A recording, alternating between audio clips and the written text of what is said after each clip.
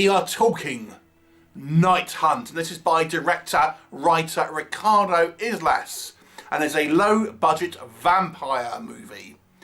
What's the story of Night Hunt, you might be saying? Well, I'm going to tell you. So it focuses primarily on two reporters who work for a, let's call it a lower tier production, and they are also romantic partners as well, and they discover that there has been a few murders that have taken place, and initially, you know, it's written off as just a kind of like a random attack or gangland violence or something like that, but they notice a connection that is kind of gone undiscovered. They find out this could actually be the work of a vampire, and they ultimately try to kind of pull on the string, so to speak, and follow the leads and find out what's actually kind of going on. And this includes a witness who was privy to one of the attacks, who survived, and ultimately her kind of like protection and things. And as the film goes on, it's ultimately kind of an investigation into what's actually happening, who's responsible, and ultimately culminating, as you'd probably expect, in a confrontation. So let's talk about what I think works with Night Hunt. Now, this is a pretty low budget movie, I have to say. So we have to bear that in mind when we're kind of like reviewing a film like this, because there's certain kind of limitations that you might expect. But I do feel that the filmmakers here have wisely not tried to overextend themselves. They've kind of used, obviously, existing kind of location shooting. We do get quite a variety of locales here, but they're wisely using, existing kind of like pre-built property and things like that to have these kind of various kind of like sequences and different kind of locations that they were able to shoot in. The effects aren't particularly kind of grandiose. It's more about the kind of the investigation between these two reporters and what's kind of going on, how they're kind of trying to be stopped by various forces, a little bit of kind of political kind of commentary on the way. So if you can't afford to do grandiose, ambitious type movies, then the best way to get around it is to write around it. And that's, I think, what the filmmakers for the most part have done here. So hats off to a filmmaker that has had a little bit of restraint and not tried to have too much kind of silly on-screen effects that kind of don't look particularly kind of realistic, and rather have a more of a low-key approach, and thus making it a little bit more of a movie that you can kind of buy into, so to speak, buy into the characters, buy into the story. So that I kind of quite liked. The movie also has a surprising amount of twists and turns. It's somewhat of a kind of cat and mouse story. I'm not exactly going to say it's a complicated movie in any type of way. You can follow it easy enough, and the plot really isn't that kind of difficult to follow. But there is a reasonable amount of going on here with different kind of characters, with different kind of perspectives, and ultimately kind of how their kind of lives all kind of interact with each other. So I did think that there's quite a lot kind of going on, and it plays a little bit like a investigative movie like we've seen. I've mentioned Night Stalker in another kind of review, and it's kind of maybe not quite as like that one, but it does have that element of this investigative kind of components that you might enjoy if you are a fan of things like Kolchak, the kind of the Night Stalker and that. The movie has just these small little touches of kind of quite smart writing as well, where we're meant to believe our main characters are journalists. They're investigating, it's their job, and for example, there's just a few nice little touches where they're trying to find out where this kind of vampire might be hiding, for example, and they notice that one kind of window's got this kind of paper, like newspaper, kind of like blocking it up.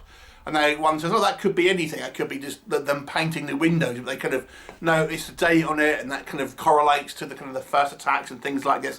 So there's a little bit of kind of like smart writing kind of going behind there, which I thought was a nice kind of touch. Some kind of realistic kind of like, leaps in kind of logic and kind of clues that kind of lead on to the next thing, which I actually kind of appreciated. I thought the writing here was reasonably kind of strong, to be honest with you. There are actually a couple of reasonable kind of gore effects here. It's not over the top in regards to supernatural stuff. Yes, there is a vampire here, and yes, we do see some kind of like supernatural kind of stuff on screen, but they don't overextend themselves like I've mentioned. But we do get a couple of reasonable kind of gore effects, which I thought were done to a good enough standard here, where you can kind of you know, you believe what you're kind of seeing to a certain degree. Where I feel this movie falls down a little bit is its general lack of budget and maybe kind of amateur crew behind the camera here, because the movie just looks kind of like quite low production values. For example, the camera placement isn't always particularly kind of good. I think the editing's a little bit kind of wonky kind of here and there. Some of the kind of the audio effects are a little bit, sometimes they're a little bit kind of like fake sounding and kind of clearly kind of superimposed. Other time kind of audio isn't kind of picked up particularly kind of well, you know, lighting, stuff like that. So that it has this kind of like somewhat kind of amateurish kind of feel to it. Now, you know, we've all got to start somewhere ultimately, but you know, when you're watching this movie, be advised, because people aren't necessarily going to care that obviously it come from low budget roots. It's just they're going to watch it and expect a certain level of movie. But it does have this kind of like amateur kind of feel to it. And I think the most prevalent example of that, and I'm sad to say, is the acting. The acting here, for the most part, with maybe a couple of exceptions here and there, I've got to say, unfortunately, isn't particularly convincing. Our characters really kind of don't feel like they're in these real kind of situations where they're kind of their reactions, their kind of emotional kind of pathos and things like that. I don't know if it really kind of that's the one area where I feel it's really evident that just a simple lack of experience, unfortunately, comes through the screen there with some performances. There are a couple of performances where I think do a better job, but for the most part, I feel some of the acting, probably the majority, I'm sad to say, is a little on the weaker side. The vampire itself, I've got to say, I thought was a little bit kind of lame. You know, when we kind of, it's all said and done. The vampire, I think, could have been more menacing. It appears to be somewhat kind of like more unintelligent or bestial to a certain degree. I think that was not the best move.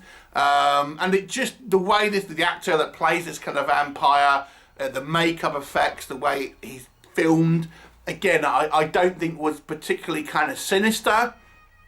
And I think they could have done a better job with the actual kind of vampire itself. He kind of seems a little bit hokey at the end of the day. The movie does have some political kind of messaging in it as well. It doesn't go overboard with it, and I won't kind of go into that too much, to be honest with you. But be aware, there are a couple of lines here and there that are obviously meant to be kind of socio-economic kind of political kind of statements and things like that. So that's always a divisive thing to put in a movie.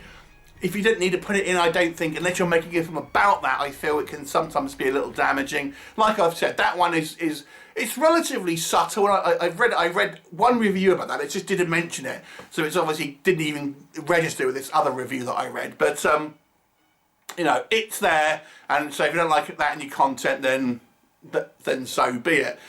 Ultimately, although I do think the storyline is genuinely reasonably interesting, it's not too surprising where it kind of goes. And ultimately, I feel it isn't a particularly original movie in any way. It's okay. I think the actual storyline is probably one of the strongest elements here, but it's a serviceable story, just not particularly kind of anything you haven't really kind of seen before, to be honest. So overall, you know, it's an amateur movie to a certain degree. It's a low budget film.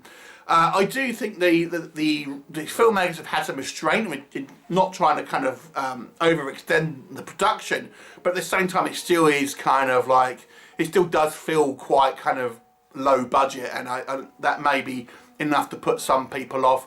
Overall, I've got to say, this one probably lands about a slightly under average movie. I don't think it's a terrible film, and I think it's certainly there's the basis of a reasonable kind of story there.